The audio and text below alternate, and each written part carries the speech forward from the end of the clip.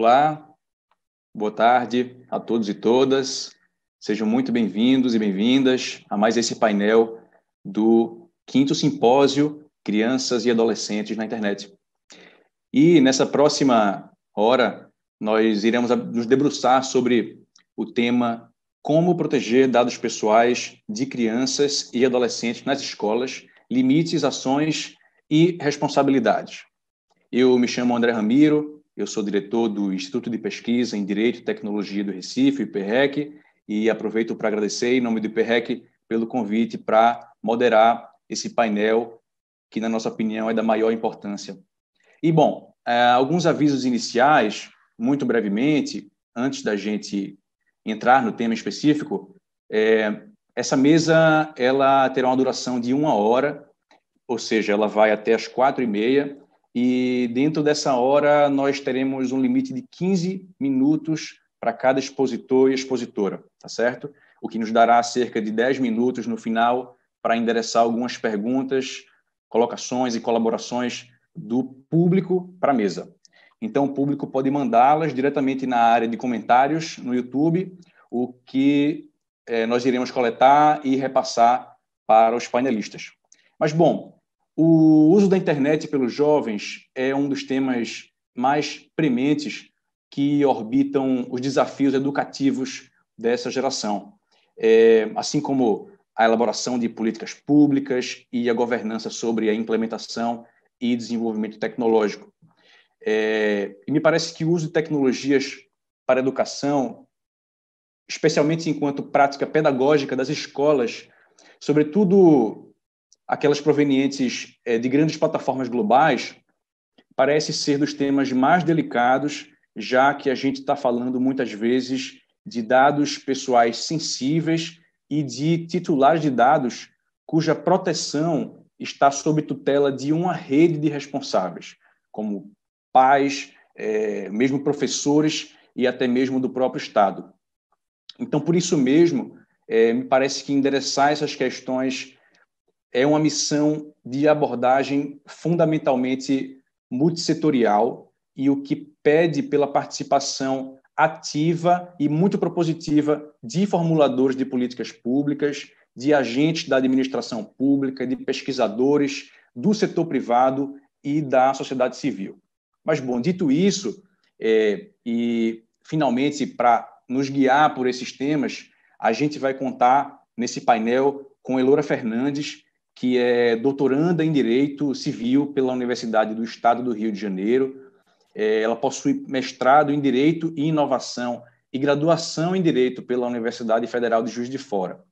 E, na sequência, nós teremos Kelly Angelini, que é mestre em Direito Civil pela PUC de São Paulo, é assessora jurídica do Núcleo de Informação e Coordenação do Ponto BR, o NIC-BR, e do Comitê Gestor da Internet no Brasil, ou seja, IBR. Ela é idealizadora ainda do Brasil, do Sistema Administrativo de Conflitos de Internet, do NIC-BR, e é criadora do projeto Internet com Responsa.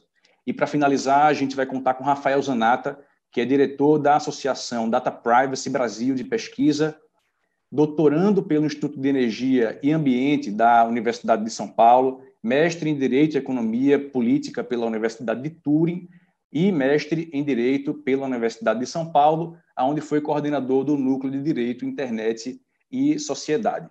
E, bom, a ordem das falas, ela vai seguir essa mesma ordem de apresentações, tá bem? E, bom, dito isso, eu passo a palavra para a Elora. Por favor, Elora, você está com a palavra.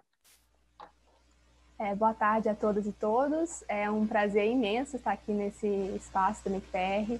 É um evento que eu já acompanho há bastante tempo, né? Eu tive a oportunidade de participar também do programa Youth, então eu tenho um carinho muito grande por tudo que o CGI e o NIC-BR promove, é tudo muito feito com excelência, então, mais uma vez, muito obrigada pelo convite. Bom, o objetivo principal da minha fala hoje é contextualizar um pouco o uso de tecnologias na educação, né? E para isso eu quero, primeiramente, trazer alguns dados sobre essa utilização pelas escolas públicas brasileiras, principalmente. Em segundo lugar, discutir um pouco os riscos, principalmente a privacidade e a proteção de dados de crianças e adolescentes que têm sido observados a partir do uso de certas plataformas. E, por fim, encaminhar para algumas soluções possíveis, né? Então, antes de começar, eu queria já indicar o último panorama tutorial da internet, né, do CETIC com o Nick, que saiu agora em outubro, que eu acho que fala justamente dos temas que a gente vai tratar aqui. Então, quem tiver interesse, basta conferir lá no site, que eu acho que vai ajudar bastante. Então, primeiramente, fazendo essa contextualização a partir dos dados do cenário brasileiro, né? O uso massivo de dados na educação, através da incorporação dessas tecnologias no ambiente escolar, ele não é algo de agora. A gente já vinha discutindo isso há alguns anos, todos os problemas que advinham da inserção de câmeras de vigilância nas escolas, uso de reconhecimento facial, outros tipos de biometria. Nos Estados Unidos, por exemplo, eles têm lá câmeras com microfones espalhados nas escolas para detecção de tiros. E mais recentemente a gente tem observado essa inserção de grandes plataformas nesse ambiente. No Brasil, até o ano passado, a gente já vinha tendo vários exemplos de universidades, secretarias municipais, estaduais, que estavam fazendo parcerias, e aí principalmente com o Google, para instituir o Google Suite for Education. Mas com a pandemia, o uso dessas plataformas passou a ser a regra, né? Então, dois grupos de dados eu acho que são muito importantes para a gente entender um pouco melhor essa situação. Primeiramente, acho que a gente pode citar os dados do projeto Educação Vigiada, que mostram que 72% das instituições públicas de ensino que fazem parte do recorte da pesquisa deles, né, utilizam servidores de e-mail da Google e da Microsoft.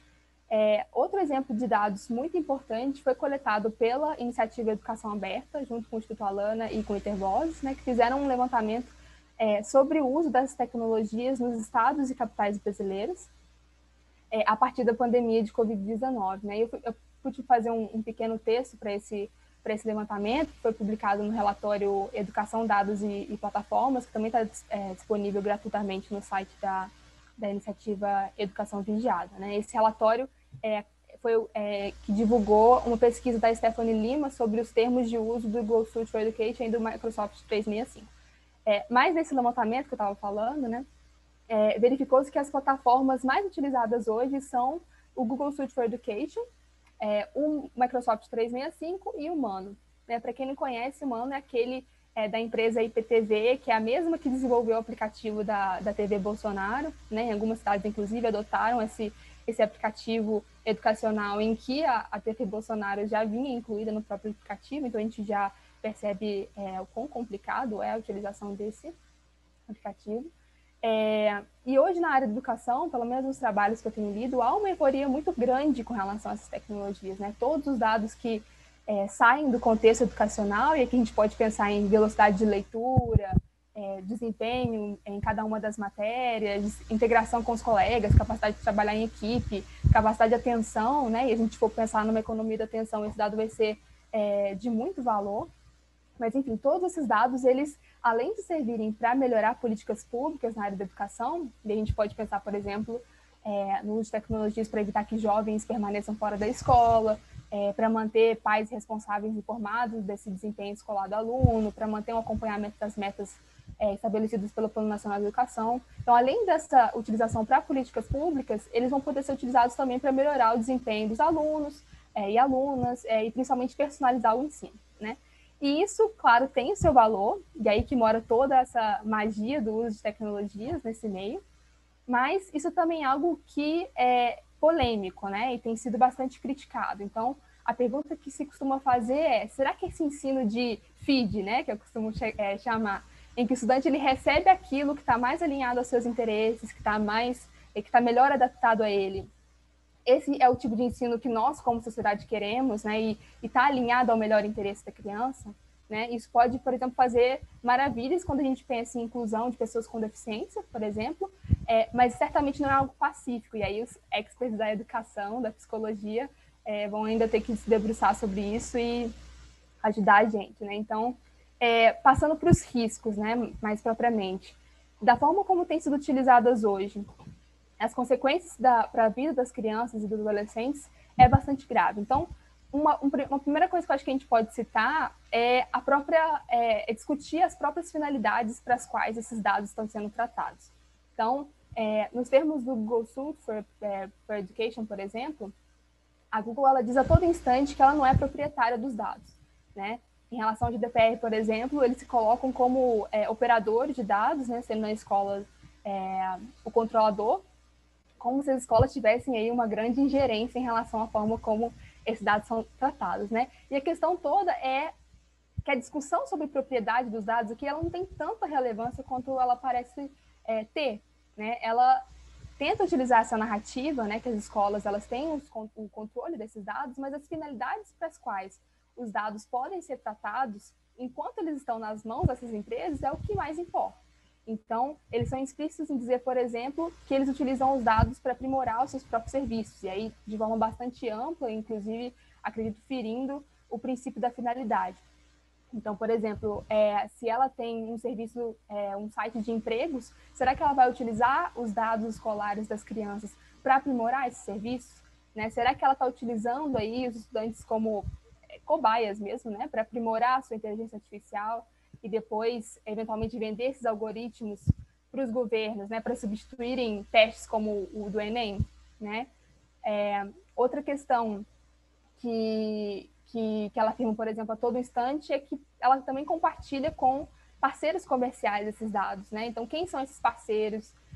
A gente também não sabe, a gente não tem essa informação através dos termos e das políticas de privacidade. É um episódio que é bastante importante destacar, que eu acho que pode ilustrar esses problemas, foi o que aconteceu com o Reino Unido, né? Para quem não sabe, ocorreram problemas sérios aí relacionados ao A-Level, que é o exame equivalente ao Enem aqui no Brasil, né? E por causa da pandemia, eles foram substituídos por avaliações dos professores e análises algorítmicas. Então, basicamente, o governo pediu para que os professores fizessem uma previsão de quantos alunos iriam tirar nos exames, e isso depois seria juntado com uma nota dada pelo algoritmo. E aí a gente pôde observar alguns problemas, como algumas pesquisas que apontaram que os professores, de maneira enviesada, davam notas de avaliação menores para alunos negros.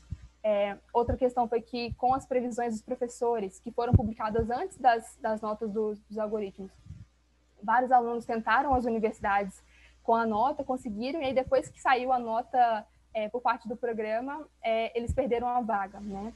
Porque muitas vezes elas eram completamente distantes das notas dadas pelos professores. Né? E, por fim, o fato de que o algoritmo levava em consideração diversas variáveis, como, por exemplo, as notas médias dos anos anteriores da escola. Então, se a gente pensar num aluno que é brilhante, mas que ele estuda numa escola não tão boa, ele certamente foi prejudicado nesse sentido. E aí isso leva a gente a um segundo risco, depois da finalidade do uso desses dados, que é com todos esses dados que essas plataformas têm, mais cedo ou mais tarde a gente vai ter uma revisão dos exames de admissão em universidades. E a questão é justamente a influência nas próprias metodologias educacionais. Como que esses exames, né, se for pensar hoje que as escolas elas já digitam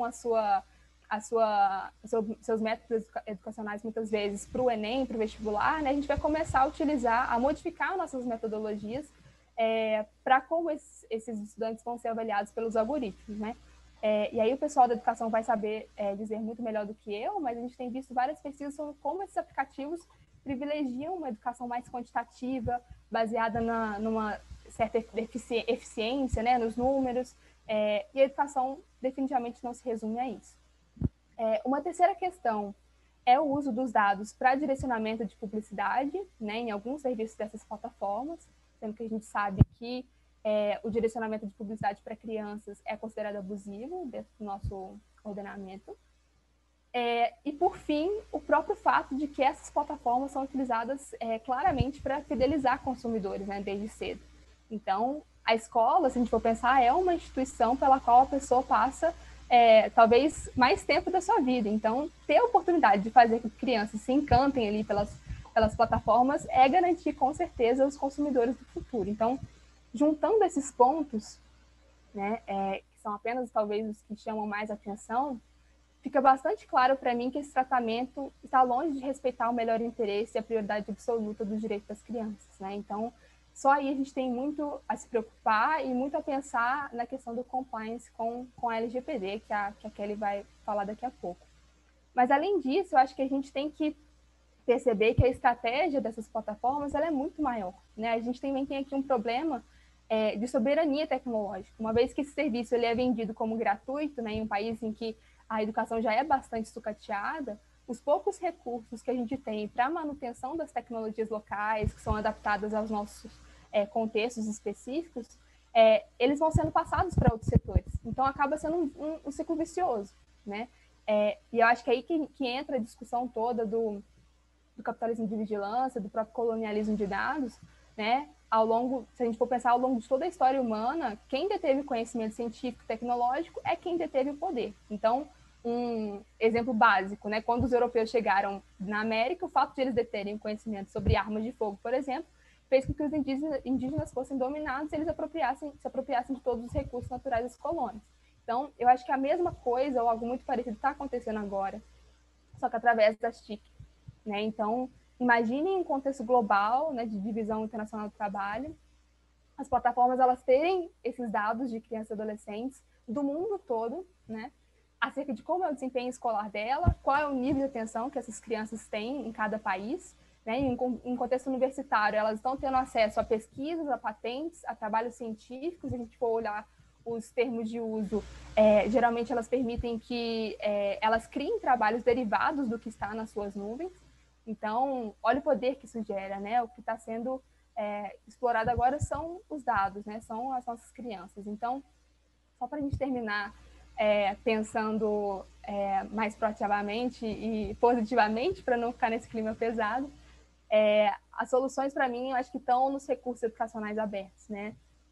Estão em pensar a tecnologia para o local em que ela vai ser aplicada, a partir do envolvimento da comunidade, dos pais, dos professores, dos gestores, e especialmente na educação pública, né? Uma tecnologia que priorize a criança e não as linhas financeiras, né, da planilha do Google Sheets dessas empresas, é muito importante, né? A educação ela é uma das áreas mais estratégicas de uma sociedade, e a gente não pode deixar isso na mão dessas gigantes, né? Então, acho que principalmente é importante focar no investimento maciço em educação, porque não tem como a gente pensar soluções locais sem pensar no investimento, né? Eu acho que essa que tem que ser a nossa prioridade.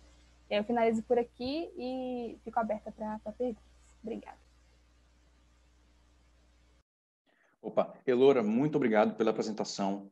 Eu acho que Elora consegue ilustrar para a gente um cenário não somente local, mas global, né, de como essas assimetrias vão sendo identificadas em recursos educacionais, e quando isso parte para as escolas, a gente vê talvez um laboratório de experimentação de geopolítica tecnológica que não está muito claro nem para quem pesquisa esse tipo de tema, e muito menos para professores que, inclusive, vêm implementando esse tipo de recurso tecnológico sem passar por uma crítica ou por uma curadoria mesmo, né, de recursos e de políticas e de informações. Então, eu acho que isso ilustra bastante o quanto essa dinâmica de tecnologia para a educação envolve um plano de fundo de assimetrias generalizadas, né, tanto passando pelos pais, como pelos alunos, como pelos professores, e que tem também as grandes plataformas como vetores importantes nesse debate. E aí, para talvez analisar e endereçar as bases legais sobre as quais você já citou, inclusive, Elora, eu queria chamar a Kelly para apresentar um pouco sobre como a LGPD e sobre como a responsabilidade das escolas pode endereçar esse cenário que a Elora pintou. Oi, André, agradeço muito, né? Boa tarde a todos que nos assistem, né? Meus colegas de painel, a fala da Elora, né? Que foi uma excelente introdução aí, né? Para a gente continuar esse debate. O objetivo da minha fala é trazer ao público que nos assiste, né? A maioria deles são educadores, psicólogos e pais, e trazer aspectos relevantes sobre a proteção de dados para o universo das crianças e adolescentes. Então, vai ser uma fala mais conceitual aí para que a gente possa extrair o que pode ser feito diante da LGPD já em vigor, né? Mas antes de iniciar essa fala, eu só gostaria de destacar, né, um dado da pesquisa do CETIC, da TIC Kids Online, que inclusive já foi mencionado aqui hoje, mas eu não sei se todo mundo estava nos assistindo no período da manhã, que nos mostra que 89% das crianças e adolescentes de 9 a 17 anos no Brasil utilizam a internet. num aspecto mais geral, né, a gente tem 1/3 dos usuários de internet são crianças e adolescentes. Esse número é bastante expressivo e demonstra que crianças e adolescentes são grandes usuários. Também entendo importante destacar, né, como bem foi observado pela Elora, né, que crianças e adolescentes passaram a longa data a ter seus dados coletados, dados relacionados às suas personalidades, desejos, sentimentos, vulnerabilidades, e tudo isso sem que existam, na maioria das vezes, mecanismos de transparência ou controle por parte dos seus responsáveis. É uma situação preocupante que merece nossa atenção e por isso aí desse debate hoje, né, tão importante sobre o tema. Por isso, é essencial, né, que o tratamento de dados de crianças e adolescentes se dê nos termos da lei. E, quando a gente fala se dê nos termos da lei, eu vou trazer aqui para vocês alguns aspectos aí, né, vou esmiuçar um pouco a lei para trazer aí para vocês, né, para quem não é da área jurídica, não trata, né, não está ali estudando a lei, não está estudando as questões práticas, para que vocês possam saber, especialmente profissionais de escola, o que deve ser feito, né? E eu começo aí com uma pergunta, eu fiz perguntas e respostas para a gente debater um pouco o assunto, e eu começo com uma pergunta que sempre me fazem, né? A LGPD proíbe o tratamento de dados de crianças e adolescentes, porque passa a impressão de que agora com a LGPD em vigor está proibido o tratamento de dados de crianças e adolescentes, né? Então sempre me fazem essa pergunta. E eu resolvi trazer aqui para vocês, né? Para falar que a LGPD não proíbe, né? Ela estabelece regras para o tratamento adequado de dados de crianças e adolescentes. Só é proibido aquilo que é inadequado, né? Mas aí, então, o que diz exatamente a LGPD, né, sobre o tratamento de dados de crianças e adolescentes? O artigo 14 da LGPD, que está dentro de um capítulo específico focado para crianças e adolescentes dentro da LGPD, diz que o tratamento de dados de crianças e adolescentes deve ser realizado em seu melhor interesse, como já foi dito aí pela Elora, né? Mas o que é melhor interesse, né? De onde vem esse termo melhor interesse? A gente pode extrair esse termo tanto do ECA, né, vários artigos do ECA, quanto da Constituição Federal, quando falam, né, que a criança é prioridade absoluta, mas esse termo propriamente dito vem da Convenção sobre os Direitos da Criança e Adolescente. E significa, né, esse melhor interesse significa identificar fatores a serem priorizados a fim de que crianças e adolescentes e suas garantias, né, os direitos das crianças e adolescentes, né, sejam plenamente alcançados, tá? Então, quando a lei diz que quando você for tratar dados de crianças e adolescentes, você deve fazê-lo em seu melhor interesse. A lei também diz, né, traz aí a necessidade de ter o consentimento parental, ou seja, estabelece a necessidade de consentimento específico, da autorização, né, específica em destaque de um dos pais responsáveis para o tratamento de crianças, tá? A LGPD não falou adolescentes nesse item, só falou crianças, né? Aí é uma opinião minha, né, Kelly, não uma opinião institucional do NIC, mas eu acho que a LGPD deixou de lado aí, né, deixou esse grupo desamparado, esse grupo de adolescentes, né, por não ter exigido aí o consentimento específico em destaques dos pais também para adolescentes quando do tratamento de dados, né, de crianças e adolescentes. E a LGPD também estabelece a necessidade de se realizar esforços para verificar se esse consentimento foi realmente dado pelos pais ou responsáveis, ou seja, não basta só ter o consentimento ali do tratamento de dados de crianças, tem que realizar esforços para que esse tratamento, né, para garantir que esse tratamento tenha sido dado pelos pais. Além disso, a LGPD garante, né, que não se deva condicionar a participação de crianças e adolescentes em jogos ou aplicativos ao fornecimento de informações pessoais. Então, não dá para barganhar isso é proibido por lei, tá? E também a LGPD traz que as informações sobre o tratamento de dados de crianças e adolescentes deverão ser feitas de forma simples, clara e acessível, consideradas as características de crianças e adolescentes, que são o quê? São seres em desenvolvimento, vulneráveis, com capacidade diferenciada de compreensão e interpretação. Então, não adianta usar aqueles termos jurídicos, aqueles termos que ninguém entende, porque tanto os pais quanto as crianças e adolescentes têm que entender ali, né, como está sendo feito esse tratamento. E uma outra pergunta que eu trago aqui para a gente refletir, né, que é bem importante, assim, por que então a LGPD trouxe um capítulo só focado para crianças e adolescentes? Né? Por que dessa necessidade? E aí é bom a gente refletir que é porque crianças e adolescentes precisam ser protegidos, né?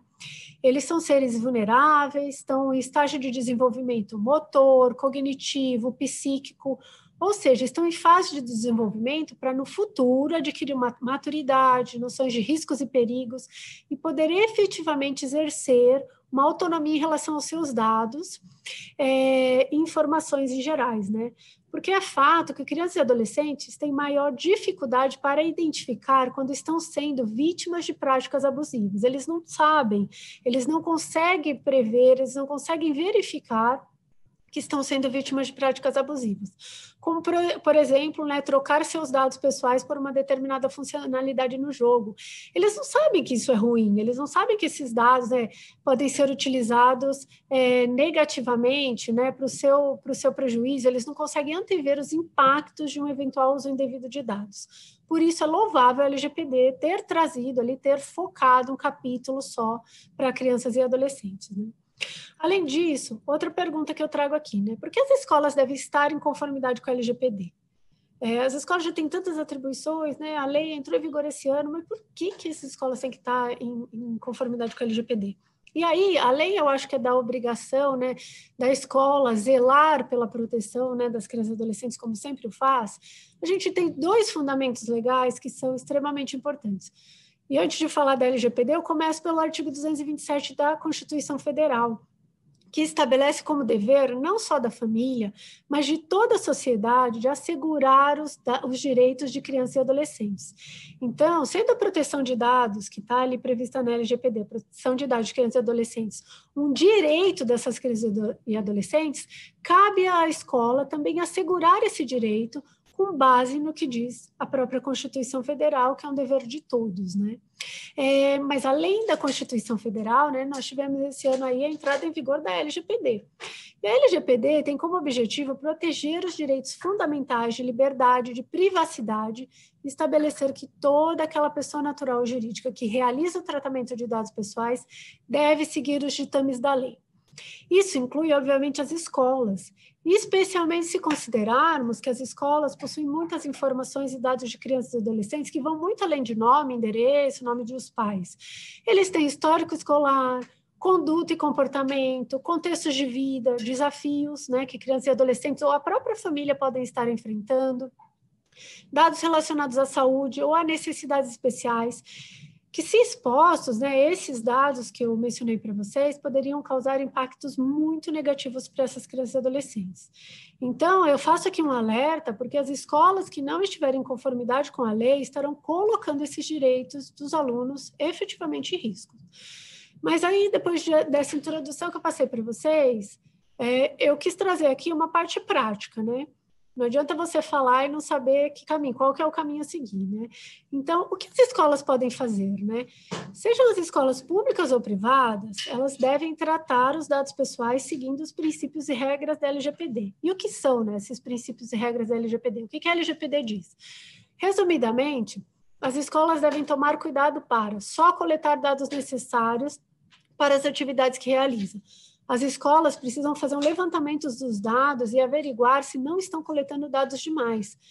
O que eu quero dizer por isso, né? As escolas precisam fazer uma averiguação nos seus procedimentos, documentos, naquelas fichas e formulários lá que foram criados quando a escola foi aberta 10, 20, 30 anos atrás, para verificar se não solicitam dados demais, se não estão tratando dados desnecessariamente, se realmente há necessidade de se manter esses tratamentos. Também é extremamente necessário, e a escola tem que estar muito atenta, para não realizar o tratamento de dados discriminatórios, tá? Isso é extremamente importante, as escolas têm que estar muito atentas a isso. Também é importante só coletar dados com o consentimento de um dos pais responsáveis, que é o que eu já falei para vocês, né? E garantir que essa autorização seja transparente e clara. Lembrando que a LGPD só fala da questão do consentimento para crianças, mas nada impede que as escolas peçam o consentimento dos pais também para o tratamento de dados de adolescentes. Além disso, as escolas só devem utilizar dados para finalidades legítimas e que tenham sido previamente informados seus responsáveis. Ou seja, você coleta um dado, informa para que você está coletando, para que você vai utilizar esse dado e não utiliza para outras finalidades para as quais você não informou. Por exemplo, dados de alunos de uma escola não podem ser transferidos, sei lá, para o curso de inglês, para aquela escola de inglês que fica próxima da escola, para loja de brinquedos ou para papelaria para envio de publicidade aos pais. Então, a escola tem que estar muito atenta a isso, para usar para finalidades legítimas. Também é preciso tomar cuidado e adotar todos os padrões de segurança necessários para o armazenamento de dados de crianças e adolescentes. Isso inclui fotos, vídeos, dados de saúde, biometria, desempenho acadêmico. E essa segurança, e aqui é um ponto bem importante, né, para falar para as escolas, porque a gente fala sempre, né, da parte eletrônica, né, mas essa segurança vale não só para os arquivos eletrônicos, mas também para aquele armário cheio de fichas e pastas que ficam lá nas escolas. Porque a LGPD, quando ela segura o tratamento adequado de dados pessoais de crianças e adolescentes, isso recai também para o físico, e não só para o eletrônico, tá?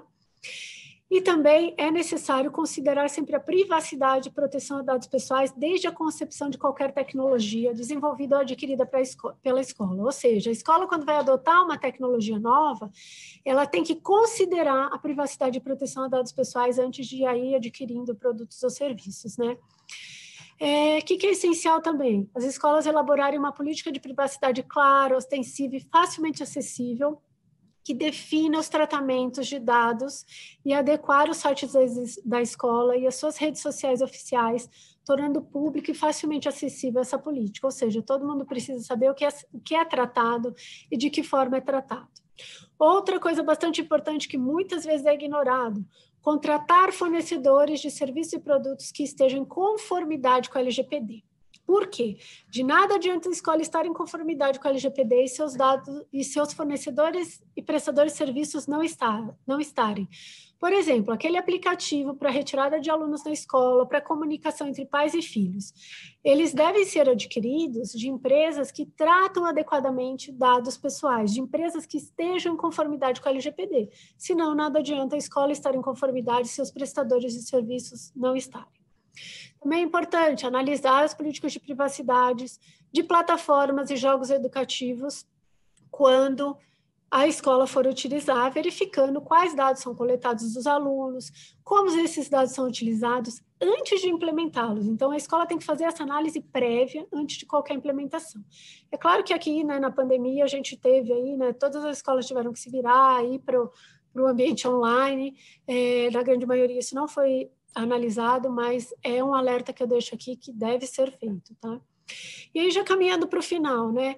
As escolas precisam realizar cursos, palestras com métodos participativos de ensino para que crianças e adolescentes possam entrar em contato com conceitos básicos de privacidade e proteção de dados pessoais.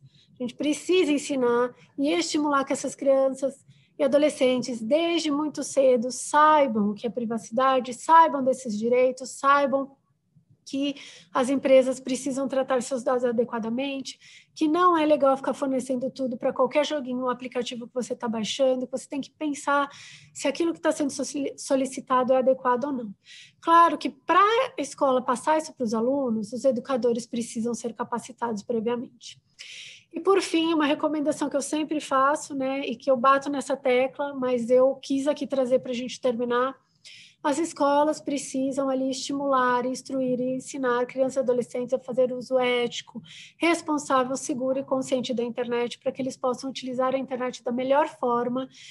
E para isso, né, vocês podem contar com o NICBR, nós temos diversos materiais no site internetsegura.br. A gente estimula muito aí a instrução de pais, educadores, crianças, adolescentes e idosos. Neste ano, a gente lançou o curso Filhos Conectados, que é um curso para pais, é um curso super rápido de 3 horas, com videozinhos de 7 minutos, para instruir pais a saber um pouco mais da internet, né, para que eles possam ali acompanhar e instruir seus filhos online. Então, assim, eu termino aqui as minhas recomendações, esperando que tenham sido úteis, né, para o público aí que está nos assistindo e para aí ajudar a fomentar esse debate aí hoje, né, nesse tema tão importante que é nesse ano da entrada em vigor da LGPD. Obrigada. Kelly, muito obrigado pela apresentação.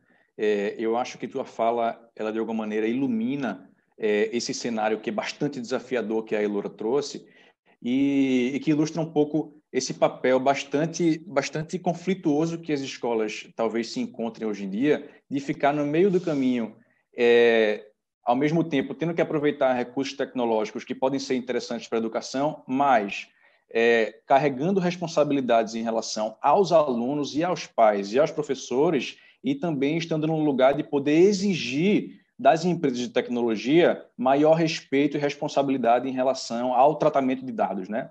Então, é um meio do caminho aí bastante desafiador, que também é muito natural, talvez, da natureza do trabalho de educação, né? De também estar no lugar de exigir e também estar no lugar de ser exigido.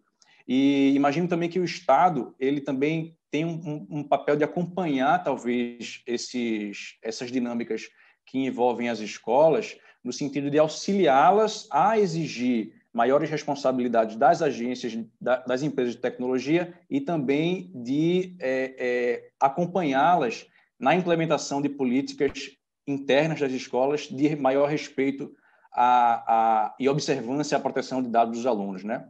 E com isso eu passo a palavra para o Rafael, que imagino que vai também iluminar mais um pouco dessa dimensão, talvez, governamental e fiscalizadora nessa dinâmica de proteção de dados nas escolas. Rafael, com você. Obrigado, André. Obrigado e boa tarde a todos e todas. É um prazer enorme estar aqui. Estendo um agradecimento especial para a Kelly, do Nick, grande parceira, Isabela, do Alana, que a gente desenvolve um projeto em conjunto, outra parceira de ativismo, o pessoal do SaferNet, que também é coorganizador, e a Elora, que também participou do nosso webinário recentemente, e é uma ativista e uma pesquisadora que a gente gosta muito. Eu estou muito contente porque eu sou ativista em direitos digitais, sou diretor de uma ONG, mas eu sou pai, e além de ser pai de 2 crianças, uma de 4 e uma de 1,5, eu sou casado com uma educadora, né, que trabalha com gestão escolar de primeira infância. Então, esse é um tema que está muito na minha vida atualmente, essa discussão sobre a construção e a afirmação desses direitos para a próxima geração, né? E o cuidado que a gente tem que ter de disseminar o quanto antes uma pauta que era de um nicho muito pequeno de ativistas para o maior número de gestores e educadores o mais rápido possível.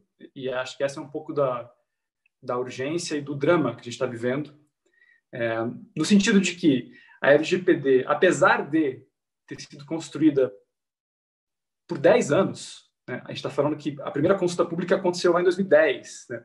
O NIC começou a organizar os seminários de privacidade em 2010, né? A lei foi aprovada em 2018. Mas, infelizmente, a comunidade de educadores e de gestores educacionais não participou ativamente da construção da LGPD. Então, a gente está também num processo recente de engajamento, né, e fazer com que as pessoas que sejam desse campo participem da afirmação desses direitos agora. Então, a gente tem um cenário que, para gestores educacionais, é um pouco novo. A maioria dos gestores que eu converso, diretores de escola, eles tomaram conhecimento da LGPD muito recentemente. A maioria deve ter tomado conhecimento porque a lei entrou em vigor em setembro. Mas a gente tem esse processo muito participativo e muito antigo de construção dessa lei, e é uma lei que, de fato, apresenta uma complexidade grande. A própria Kelly falou aqui na apresentação dela de muitos elementos, né, que são derivados do próprio capítulo específico do tratamento de dados de crianças e adolescentes, mas que demandam um engajamento e um novo plano para dentro das escolas bastante significativo. A gente, no Data Privacy Brasil, que é uma ONG que está constituída há 1 ano, a gente tem dado uma atenção cada vez maior, né, para esse público e jogando um pouco a conversa para esse campo da LGPD e crianças. Claro que isso é gradual, né? A gente primeiro começou trazendo educadores e gestores para a conversa, então a gente tem um podcast chamado Dadocracia, que já teve 2 episódios sobre LGPD e crianças e LGPD e escolas. A gente fez um webinário do LGPD em movimento sobre bases legais de tratamento de dados pessoais de crianças. E a gente produziu um ensaio no observatório. A gente tem uma pesquisa em andamento, agora em parceria com a Alana, montando um observatório da privacidade e da infância, olhando, né, para o que está acontecendo também fora do Brasil, e não só dentro. E aí acho que a minha fala gira em torno de 2 argumentos que eu posso fazer com base nesses estudos e no que a gente tem monitorado dentro da ONG e especialmente por meio do nosso Observatório da Privacidade, que é um projeto lançado em janeiro desse ano e que tem um monitoramento muito completo de todas as decisões de autoridades de proteção de dados pessoais no mundo. Se vocês quiserem conhecer esse observatório, é só entrar em observatorioprivacidade.com.br. Tem um boletim que é gratuito e quinzenal, montado pela nossa equipe. O que aparece nesse boletim que a gente tem visto desde do advento da pandemia? É que a pandemia, ela convocou, né, as autoridades de proteção de dados pessoais a trabalhar em conjunto com os governos e com os ministérios de educação para lidar com o problema de digitalização a forceps. Ou seja, as escolas não estavam preparadas para fazer uma transição tão acelerada diante da pandemia, numa migração completa, né, do seu ensino presencial para o seu ensino à distância, tendo que fazer escolhas muito aceleradas de utilização de softwares, de armazenamento de dados em nuvem, porque não conseguem realizar isso localmente, né? E muitas vezes sendo ofertados serviços gratuitos, no qual não há muita clareza sobre exatamente qual que é a escolha, qual que é o trade-off. Por que aquela plataforma é gratuita? Por que existe esse convênio sendo proposto para essa escola? Isso tem levado autoridades de proteção de dados pessoais, a gente monitorou isso em vários boletins, né, lançados nos últimos meses, né, na Catalunha, na Bélgica, recentemente na Noruega, apelos e resoluções de autoridades de proteção de dados pessoais convocando os governos, especialmente os ministérios da educação, a instruir e criar roteiros e planos, né, de ação para escolas, para que esses gestores entendam o que está acontecendo, porque, na verdade, para muitos deles, são escolhas incompletas, tem uma assimetria de informação muito grande ao se escolher a utilização de um software específico ou a migração de toda a sua base de dados para um serviço automatizado de empresa A, B ou C. E aqui minha crítica não é a uma empresa especificamente, mas é a esse problema sistêmico de uma digitalização forçada, no qual a própria estrutura governamental que lida com o campo da educação ficou desamparada e autoridades de dados pessoais estão buscando urgentemente apoio e diálogo para construir soluções e políticas em conjunto. Claro que no Brasil a situação é trágica, porque além de uma desestabilização do MEC nos últimos 2 anos, constante, a autoridade de proteção de dados pessoais, criada só agora, nas últimas semanas, depois de um hiato de 2 anos, ela não teve nenhum engajamento com o campo da educação. E duvido que terá, porque ela já surgiu com uma concepção militarizada e surgiu diante de problemas muito graves de ataques cibernéticos acontecendo em todo o sistema de justiça. Vale lembrar que, enfim, a gente teve agora, né, há 2 semanas, o maior ataque, o maior incidente de segurança ao sistema de justiça da história do país, com o STJ tendo que paralisar por 5 dias em razão de um ataque muito sofisticado de ransomware que aproveitou uma vulnerabilidade da Microsoft de um outro fornecedor e conseguiu criptografar todos os dados de uma vez só.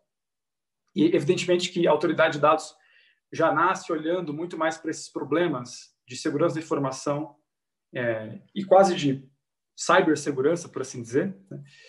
O que diminui a possibilidade de um engajamento com o campo da educação numa matriz educacional, instrutiva, colaborativa, nesse sentido. Então, uma coisa tem que ficar clara.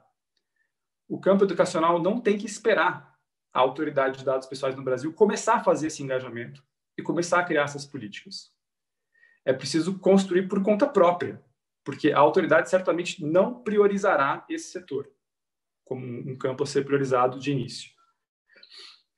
Isso é uma situação desigual, inclusive em níveis regionais, porque se a gente olha o que está acontecendo em vizinhos como o Uruguai passou por um processo de digitalização da educação, inclusive com escolas levando internet banda larga, inclusive para a zona rural, totalmente dialogado com a autoridade de proteção de dados pessoais. Inclusive, a autoridade uruguaia é reconhecida internacionalmente como uma que mais trabalha com o setor da educação.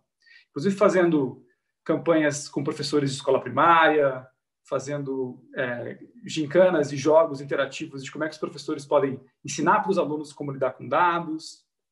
E, infelizmente, é pouco provável que o Brasil traga essa experiência uruguaia para dentro da sua estrutura hoje, em razão desses vários elementos de conjuntura que estão postos.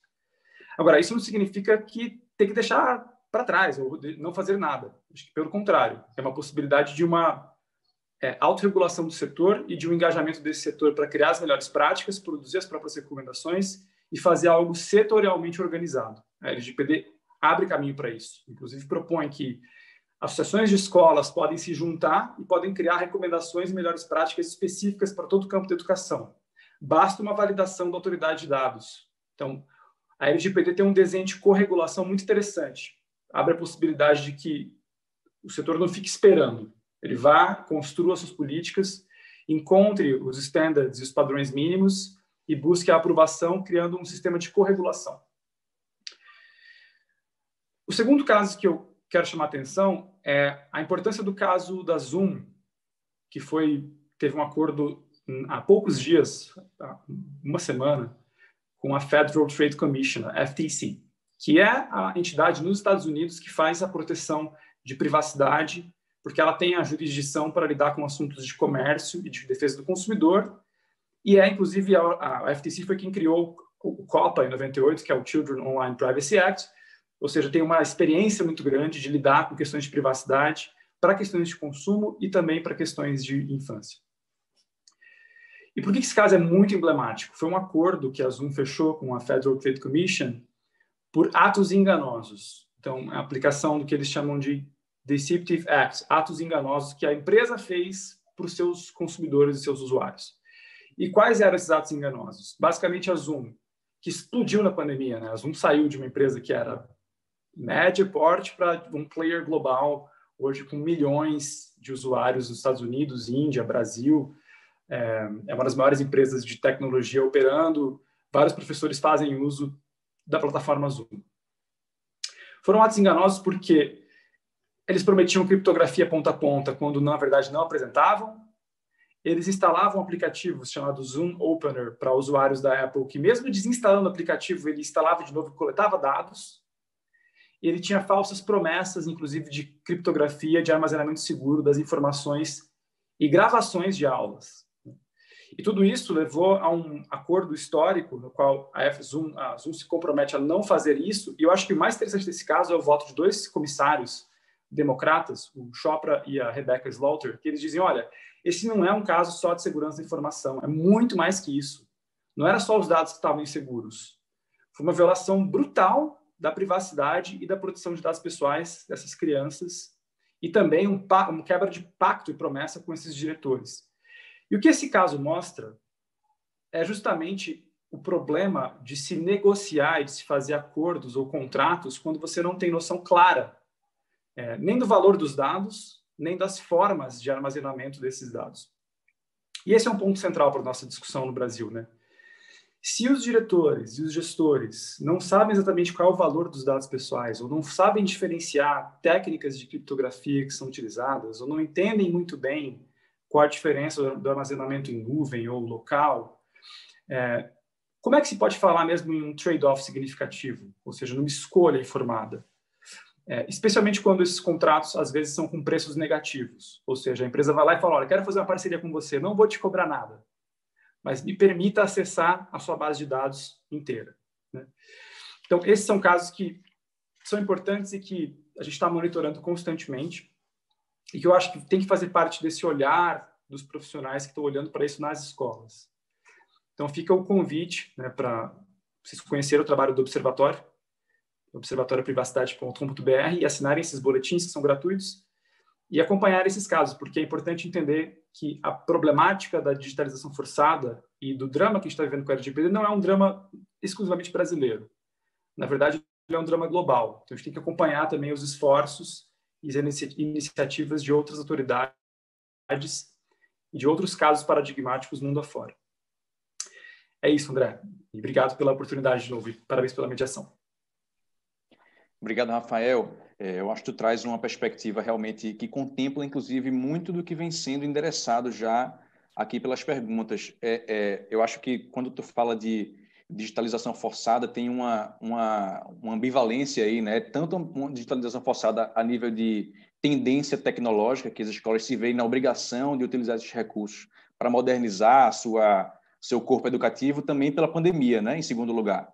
Então, existe uma dupla força aí que deixa as escolas em um lugar de vulnerabilidade e de desalento, talvez, em termos de literacia e sobre como também as bases legais funcionam, como a Kelly já estava endereçando. E, bom, gente, já para a gente encaminhar o debate para um momento de trocas, né? Eu queria endereçar para vocês um pouco do que vem sendo comentado nas perguntas. Eu acho que existe uma espécie de energia muito parecida nas perguntas, né? E, bom, a Evelyn, por exemplo, ela pergunta, já resgatando uma expressão muito interessante que a Elora traz, ela pergunta como fica a nossa soberania tecnológica, né? E quem regula ou fiscaliza essas plataformas que são internacionais? Acho uma coisa que foi ligeiramente endereçada pelo Rafael, mas que talvez os expositores possam aprofundar.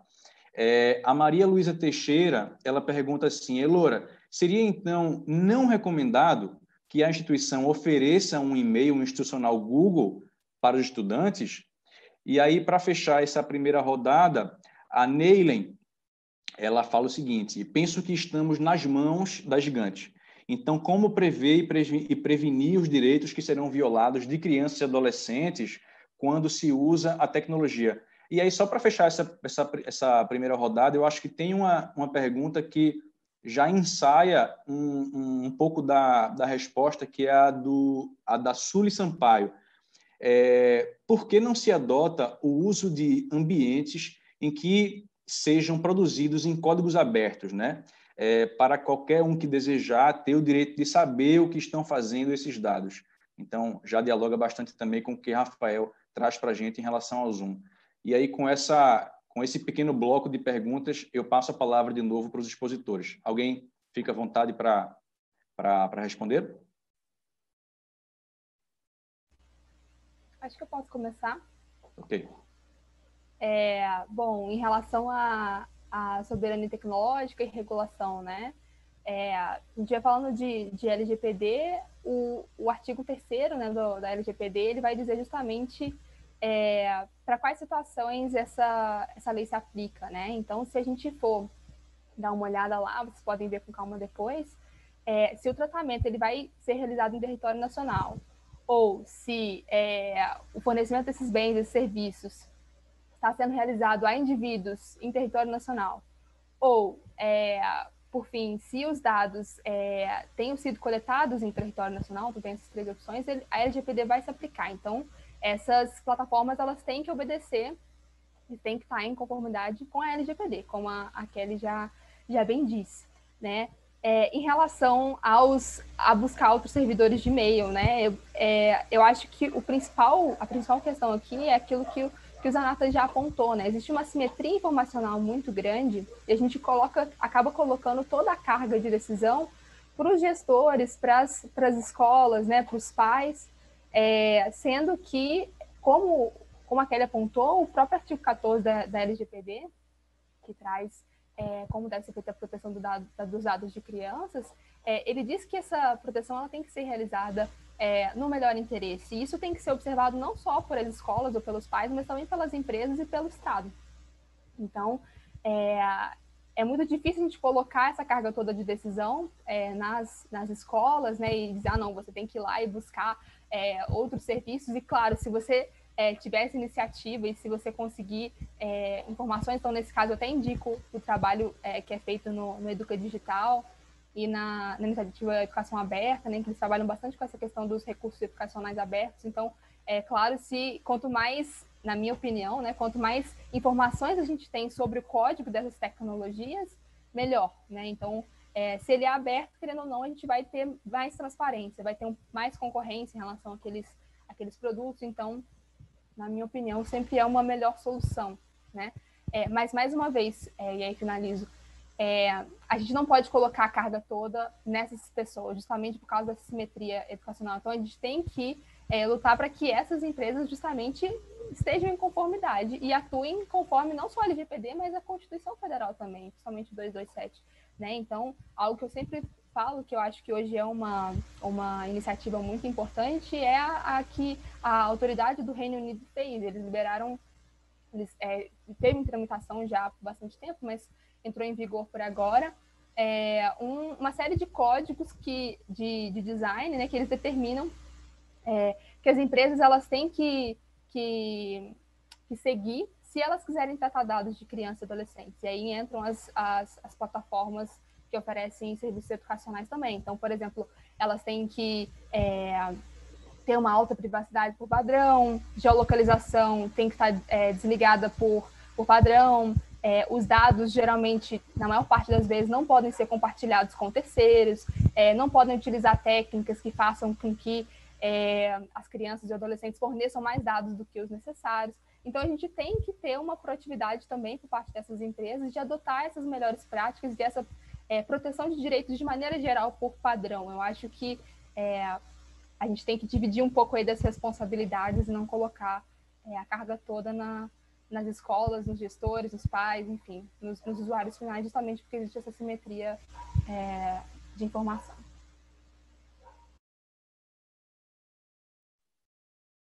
Kelly e Rafael, querem fazer algum comentário?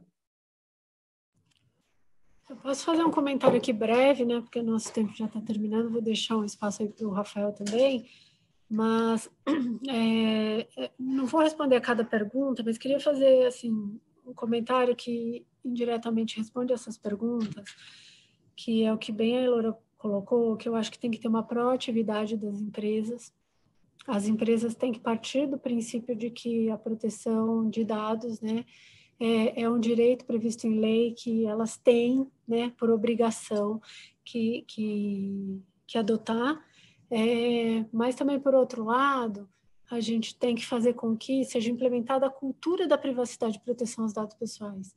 Então, assim, as pessoas, em geral, né, sejam educadores, não quero colocar esse fardo só para as escolas, porque não é um fardo da escola isso, mas é uma obrigação de toda a sociedade e a gente, né, como detentor desses dados, né, como titular desses dados, a gente tem que exigir que os nossos dados sejam tratados adequadamente. Então, isso vai, né, de pais, educadores, ensinar crianças e adolescentes a também fazer, né, já ter esse pensamento crítico no sentido de que seus dados só devem ser informados, né, ou transmitidos se tratados adequadamente.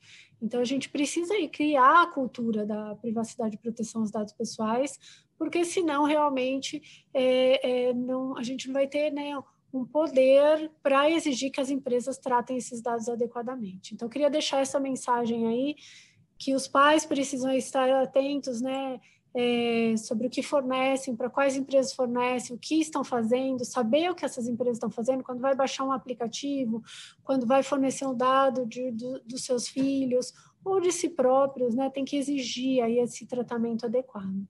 Então, acho que a gente precisa aí criar essa cultura de ter uma preocupação no tratamento de dados pessoais.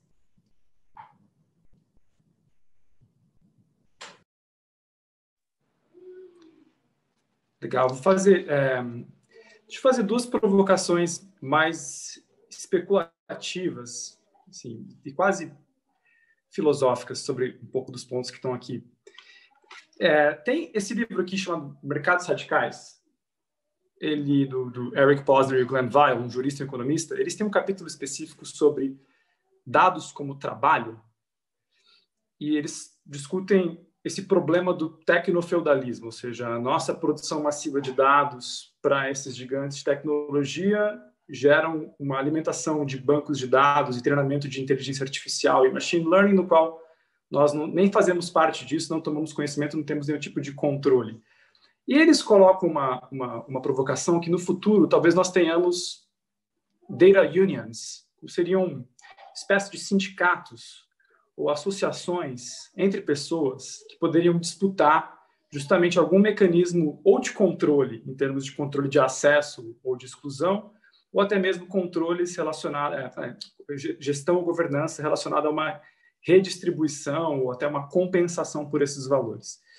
Uma coisa para a gente pensar é se, no futuro, nos próximos 20 anos, isso pode acontecer, seja diretamente por meio dos próprios estudantes que se articulam e começam a protestar e discutir dentro das escolas a gestão coletiva dos próprios dados, por meio de novas associações como UNIS, né, ou Coisas da Vida mais digitais, ou associações de pais que passam a fazer parte dessa discussão como um associativismo em torno dos dados.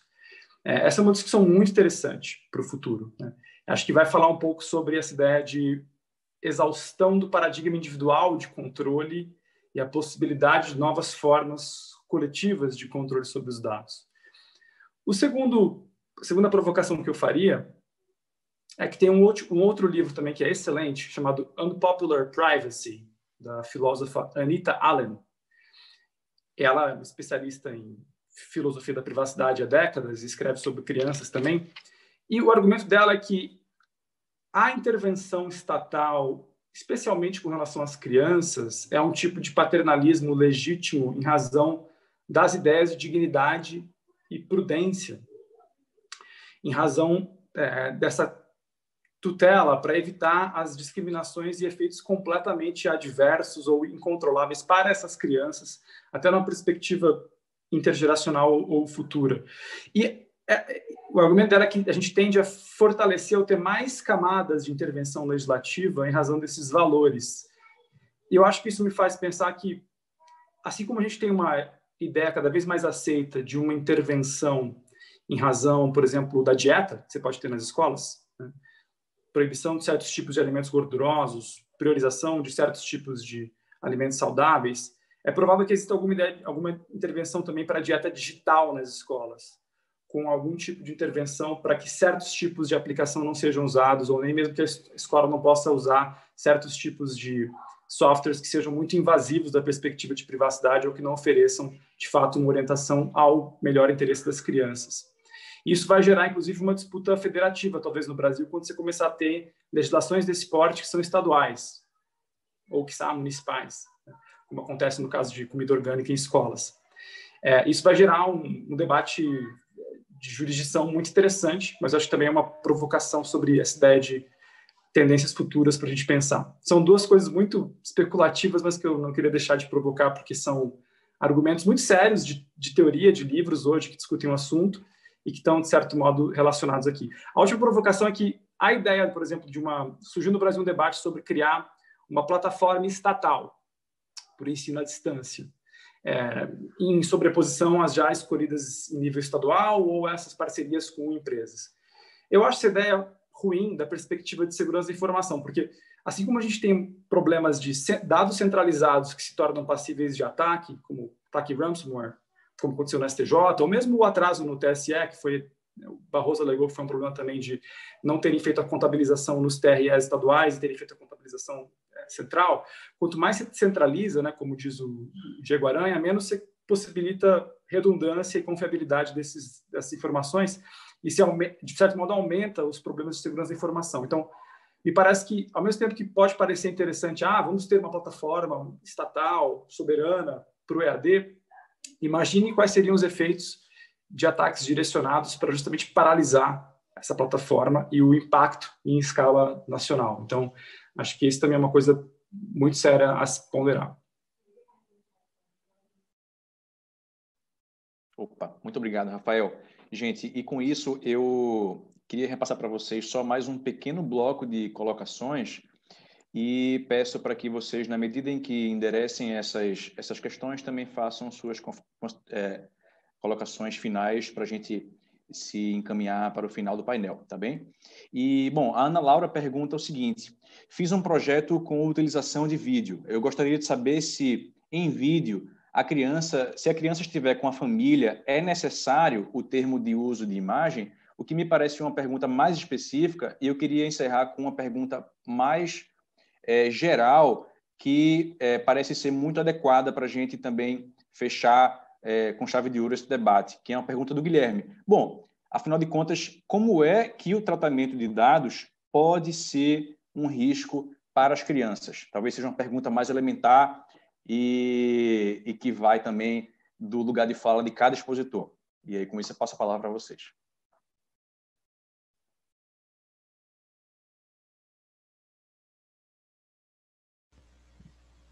Eu posso começar, então, rapidamente, já que a gente tem que encerrar, né? Eu não lembro exatamente qual foi a primeira pergunta, acho que foi de direito à imagem, né? Se for utilizar a imagem, sim, precisa do consentimento dos pais, né? Em relação aos riscos, acho que essa é uma pergunta que a gente pode fazer um seminário todo só sobre isso, né? Mas como a Kelly já endereçou muito, muito bem, assim, as crianças elas estão em desenvolvimento e elas são vulneráveis por causa disso. Então, tudo aquilo que a gente discute em relação à proteção de dados de adultos, né, a gente pode elevar isso à 10ª potência em relação a crianças, né? E além disso, a gente tem que pensar que crianças e adolescentes elas já nasceram, elas foram concebidas num mundo em que se coleta dados, ao contrário da maior parte dos adultos hoje, né? As crianças elas estão no útero de suas mães, a gente já consegue ver a cara delas através de ultrassons 3D. Então, assim, a gente são uma geração hoje que tem seus dados coletados a todo momento. Então, elas vão chegar à fase adulta com muito mais dados coletados do que os adultos. Então, eu acho que, assim, em resumo, se é possível, eu acho que colocaria essas duas questões, assim. E eu agradeço muito pela oportunidade de estar aqui. Eu achei que esse painel foi maravilhoso. Muito obrigada mais uma vez pelo convite.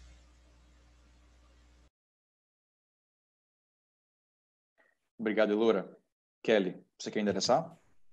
Eu vou endereçar rapidamente aqui. Então, assim, sobre autorização de imagem, né, como a Elora já falou, é necessário, inclusive, assim, só para vocês terem uma ideia, quando a gente participa de um painel, de um evento presencial, um evento online, a gente pega a autorização da pessoa, porque a gente está usando a imagem dela, vai divulgar no YouTube, em outros canais. Então, existe, né, essa necessidade de autorização para o direito de imagem, para você expor a imagem de alguém, então é preciso sim, tá? Mesmo que os pais estejam ali junto no vídeo, é sempre importante ter aí autorização de uso da imagem, tá? E aí a segunda questão, né, eu acho que a gente tem que endereçar no sentido de que nós precisamos aí sempre, né, lembrar que crianças e adolescentes são seres em desenvolvimento e que, além disso, o tratamento inadequado de dados, ou seja, a compilação de muitos dados, né, que são que são coletados de forma diferente, uma vez unificados, podem, né, direcionar crianças e adolescentes para determinados conteúdos, podem manipular suas decisões, podem trazer inúmeros prejuízos aí para essas crianças e adolescentes. Então, a gente não está falando só do uso indevido para fins de publicidade, para outras questões que por si só já seria negativo, mas também pela manipulação que pode acontecer aí dessas crianças e adolescentes em relação ao que eles vão ter acesso, em relação ao que eles vão desejar, o que eles vão comprar, o que eles vão pedir para os pais. Então, a gente tem que realmente tomar muito cuidado aí e saber que dados nós estamos fornecendo, para que esses dados estão sendo fornecidos e para que eles serão utilizados. Isso é fundamental. E encerro aqui agradecendo imensamente, assim, com muita emoção de ter participado desse painel, trazer um tema assim tão importante, né, para as famílias, para as escolas, para o governo, para as empresas, para a sociedade, né, que todos os alertas que nós fizemos aqui hoje fiquem aí na cabeça, né, de quem nos assiste e que as pessoas que estejam nos assistindo que levem isso, né, para as empresas, para as escolas, para as famílias, né, para os pais, leve dentro das suas casas para os filhos, porque realmente é um tema extremamente importante que a gente precisa estar atento. Muito, muito obrigado a todos. Rafael, com você a palavra. Obrigado, André. E, bom, primeiro, parabéns de novo para toda a organização. Estou muito contente mesmo de estar aqui dividindo espaço com vocês. Eu sou fã do trabalho de todo mundo que está aqui. A pergunta do Guilherme é muito boa. Assim. A pergunta do Guilherme é afinal de contas, por que isso pode colocar em risco? Né? Qual que é a a problemática aqui. Eu acho que a gente está num cenário no qual a gente está só na ponta do iceberg das possibilidades sociotécnicas de discriminação em grupo, em razão da capacidade de análise desses dados. Um exemplo de exercício mental muito simples, né? Se você tem um aplicativo instalado no celular ou no computador de um aluno que consegue olhar metadados de outras aplicações, simplesmente hora de acesso de uma outra aplicação, e você consegue inferir e analisar que a criança A, durante a semana, ficou 20 horas jogando Minecraft, e a criança B ficou 25 horas no TikTok. Você poderia começar a modular grades de cursos, eventualmente, para aquela criança que fosse tendo esse perfil de uso ao longo dos anos, uma criança muito Minecrafter e a outra muito TikToker. Você poderia começar a brincar e querer oferecer disciplinas ou atividades mais de engenharia para quem é de Minecraft, mais de comportamento social e moda para quem é TikTok. Faria algum sentido você fazer isso? Essa possibilidade existe e ela é séria, porque, na verdade, você está inferindo uma preferência, até mesmo de orientação para a vida, de habilidades, de competência, analisando metadados de uma outra aplicação que você nem tem certeza se foi aquela mesma criança que utilizou, ou se foi a irmã que pegou o celular e utilizou. E você começa a embaralhar, né, esse tipo de consequência. E isso pode ter efeitos mais graves, né, quando você começa a ter esses fatores como fatores de peso para fórmulas matemáticas que decidem possibilidades de ingresso ou de bloqueio, seja para mudança de nível ou mesmo para admissão no nível universitário. É isso que a matemática Cathy O'Neil vai chamar de arma matemática de destruição em massa, né? Mass Destruction, que é um livro muito importante que ela escreveu há 4 anos já, que não foi traduzido no Brasil, infelizmente, chama Weapons of Math Destruction, armas de destruição matemática, que é quando você tem essa possibilidade de construir esse tipo de fórmula matemática que infere o dado pessoal de uma criança e provoca um efeito em grupo, em escala gigantesca, como é a problemática sendo discutida agora no Reino Unido, como disse a Elora.